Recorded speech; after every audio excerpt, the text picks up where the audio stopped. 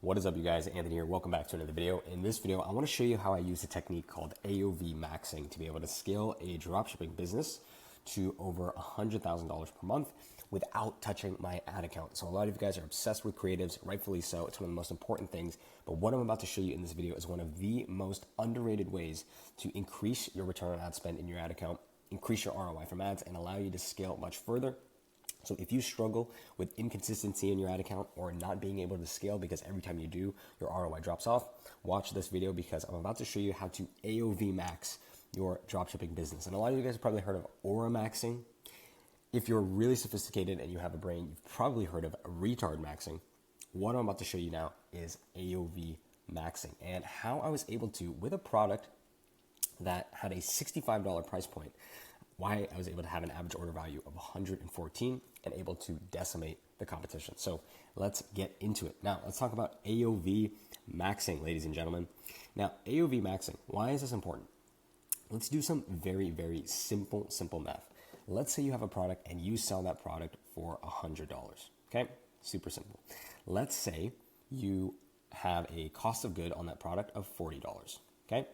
Let's say you have a CPA in Meta of $40, okay? So that means after you pay for your, this was our COG, right? This was our CPA, okay? After you pay for all expenses, that leaves you with $20, okay? And this is your net profit. So in other words, you're making 20% net profit per transaction, which is pretty good, right? Pretty solid, but maybe that's not enough for you to scale. Maybe you want some tighter margins. Now, this just happens to be 20% and $20, right? Let's say you want some larger margins because every time you scale, your CPA increases to the $50 range, the $60 range. And because of that, you start to lose profitability as you scale. So there's really a couple of ways that you can improve this equation. And ultimately, if you want to make more profit from your ads, it's very simple. Then you need to take home more profit per transaction. And I'm talking in the context of a dropshipping store, not a subscription brand that can break even on first purchase because you have MRR. Most of you guys are selling dropshipping products. They're one and done. So you need to make all your money on the first transaction. So the question is, how do we increase this so we make more money? Okay, there's really three variables here. Okay, most people are going to try and reduce the CPA, right? They're going to try to get this to maybe 30. But here's the problem with that. As you scale, it's very difficult to lower your cost per acquisition at the same time that you're scaling. If you've ever scaled, you should know that as you scale, typically, if anything, the CPA starts to go up. Maybe it'll stay the same for a period. Maybe it'll actually decrease for a period. But over time, naturally, your CPA is going to go up. As you start to capture all of the demand, you're capturing that supply of demand, and that supply is decreasing. And when the supply is decreasing and you still want the same amount, obviously the price is going to go up. So the CPA naturally tends to go up. But that's one of our main levers. You can also lower your cost of goods, but typically when you're dropshipping, there's only so little you can do to affect the cost of goods. So this is usually going to stay the same. So the CPA is pretty much always going up as we scale. The cost of goods is very difficult to drop unless you buy the inventory, at which point you're not dropshipping. And even then, if you're working with a 3PL after fees and expenses, you might actually still be paying the same cost of good. Now, the sale price or the actual revenue on the transaction is something that a lot of people really, really sleep on. Now, the sale price, you can also increase your prices, of course, but the main way that I like to increase this, because if we were to take this from, instead of 100, if we improve this to 150, now we'd have 150 minus 40 is 110, minus 40 is 70, and all of a sudden, now we'd be taking home $70, right? Even if we just bump up by $10, you'd be making more money, right? So if we bump it up to 150, now we're taking home $70 in net profit. And the best part is that we didn't even have to get more efficient in the ad account. We didn't have to lower our CPAs. We didn't have to touch our cost of goods. If we're increasing our AOV or revenue per transaction, then we're increasing the flow of dollars to our bottom line. That's basically the idea behind AOV maxing. Now, the way in which you want to AOV max, there's a couple of ways to do that, and I'm going to show you two of the most effective ways to AOV max. This is the 80-20. If you know the 80-20 rule, 80, 20. What I'm about to show you is the 20% strategy that gets you 80% of the results with AOV Maxxing. So let me show you how to do this now inside of my actual Shopify store. All right, so I'm here inside of my app, which is called One Click Upsell. Now, the way in which we're going to AOV Max is we're not going to raise the price. Instead, we're going to leverage upsells, but we're not going to leverage the same post-purchase upsell that everybody uses. We are going to leverage the pre-purchase upsell. And for me right now, this is one of the most underrated, underappreciated ways to AOV max your brand and absolutely add anywhere from 30 to 50% to your AOV. Now, or increase it rather. So as you can see, I had a 47% conversion rate on my upsell funnel and 53.99% on the pre-purchase offer. So let me show you exactly the anatomy of this funnel so you can set it up and literally copy it for yourself. So here was the funnel. And as you can see, a pre-purchase upsell is basically an upsell opportunity that opens as somebody clicks on the cart page. So if somebody clicks on the cart button, so if somebody clicks on the add to cart button, what's going to happen is an offer is going to be shown to them. And the offer that you want to show to somebody on the pre-purchase upsell is an offer that is a complete no-brainer. And I have some guidelines here for what kind of products you want to use in that offer. So let me show you here. All right. So if you sell a hero product, which is a one and done product, meaning a product that if you were to buy, you would not need more than one of, outside of maybe gifting it to someone. Cat water fountain is a good example.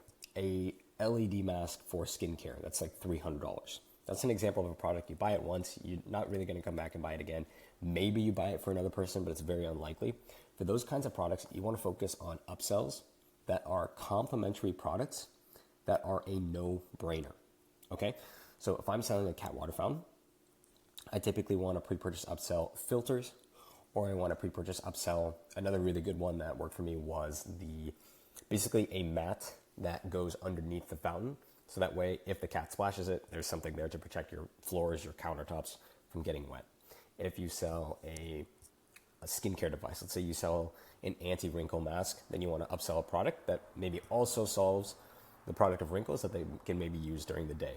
Just things like that are a complete no-brainer. Now, if you sell a consumable, low ticket, or any product where people inherently want more than one of, where the best and most effective value proposition you can offer someone is more of that product at a discount. Typically things like skincare masks that are consumable, creams, serums, really any skincare, typically a lot of these subscription products that you see coming around more and more. Those are the products that you want to upsell, just simply more of that consumable at a discount. This is why you see a lot of consumable brands such as Taped here. A lot of their offers are built exclusively around how they can get the customer more of the product. So here, buy one, get one free, buy two, get two free, buy three, get three free. Okay.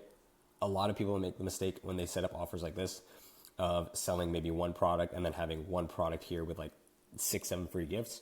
But when you have a product like this, what people want more of ultimately is more of this existing product. So you can upsell them maybe a 1-year supply of this product or a 6-month supply, or you can upsell them a subscription. You can do a lot with one-click upsell, but if you have an offer that is truly a no-brainer, you're going to see some really crazy results. So check this out, 51% conversion rate on this pre-purchase upsell. So 51%. And this offer that we were offering them was basically worth, I believe, like about $25. So if people were adding to cart the $65 fountain, those orders were getting bumped up to $80. If they were adding to cart the $80 variant, add 25, they were making 105 on that purchase, right? If they had 105 in their cart, they were going all the way up to 130.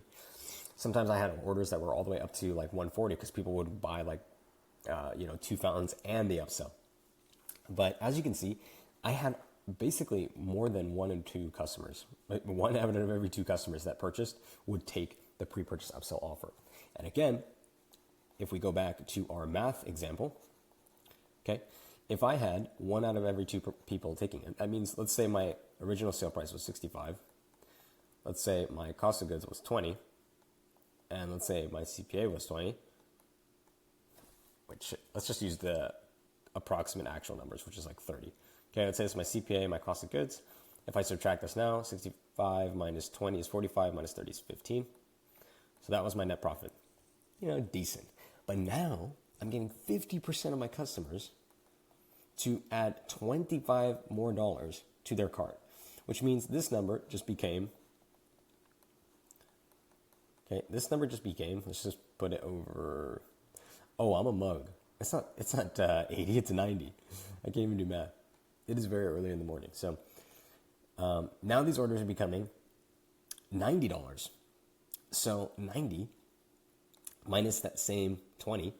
Well, actually, the cost of goods went up very small because the upsell was a low-cost consumable. So it went up like, I think it was like $5. So now we're doing 90 minus 30, which is 60, minus 25 is 35. So now we're making $35, okay, in net profit. So we're making more than 2x the amount of net profit.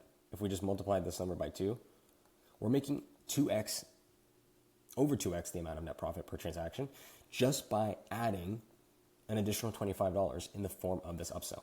So pre-purchase upsells, if you get them right, because if you think about it, when somebody's about to purchase, like when they're the most interested in purchasing, it's going to be when they click the add to cart button. That's really our only indication of intent before somebody actually makes a purchase.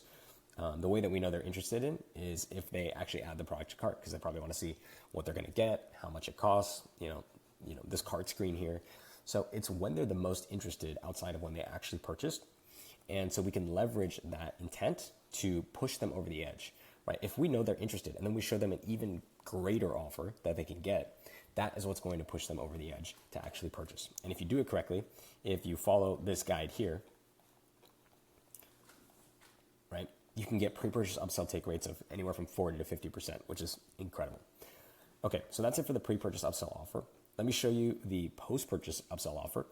Now, on the post-purchase, as you can see, I didn't have as strong of a take rate. In fact, we only had about 7.61% take rate on the, 7.61% take rate on the post-purchase offer.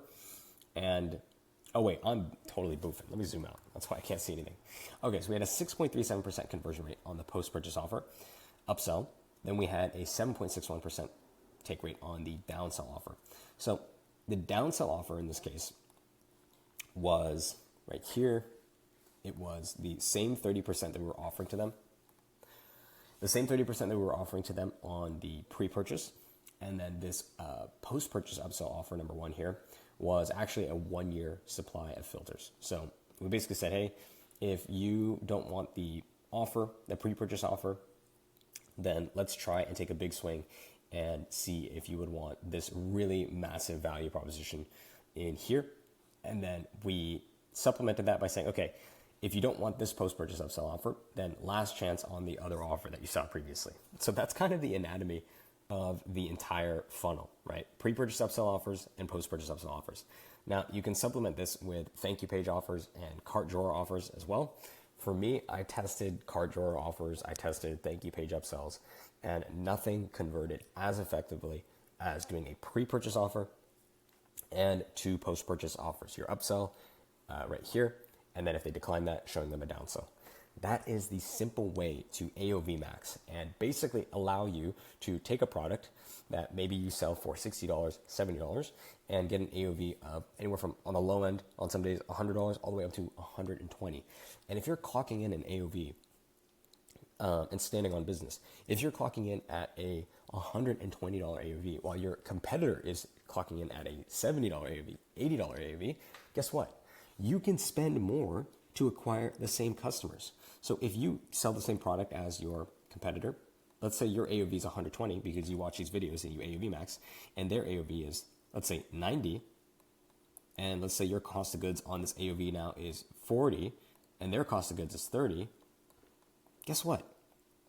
Here's how much gross profit you have left to work with. You have $80 in gross profit. They have $60 in gross profit.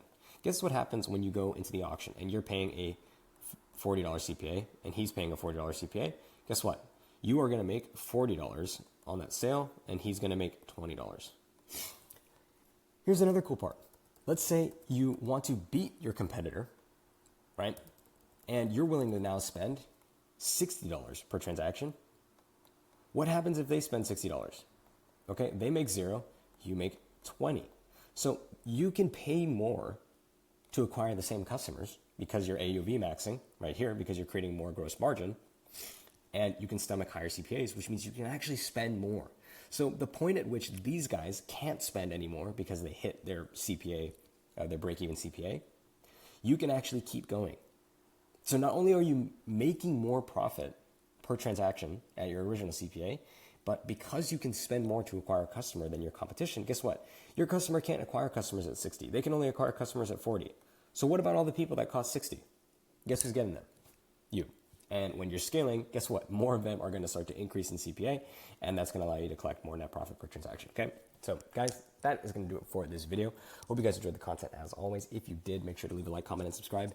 Let me know in the comments below if you enjoyed seeing more content on the back end side of things. I know I do a lot of videos, understandably so, on creatives, copywriting, AI tools, but I haven't really done a lot of videos on back end systems like increasing AOV, funnels and landing page building, that sort of thing. So if you guys are interested more so in seeing some of that content, let me know in the comments below. Otherwise, drop a comment. Let me know what kinds of videos you want to see next. And otherwise, I will catch you in the next one. Peace. Oh, by the way, if you want to increase your IQ and really scale your business, check out this channel, Reach Our Max. Let's go.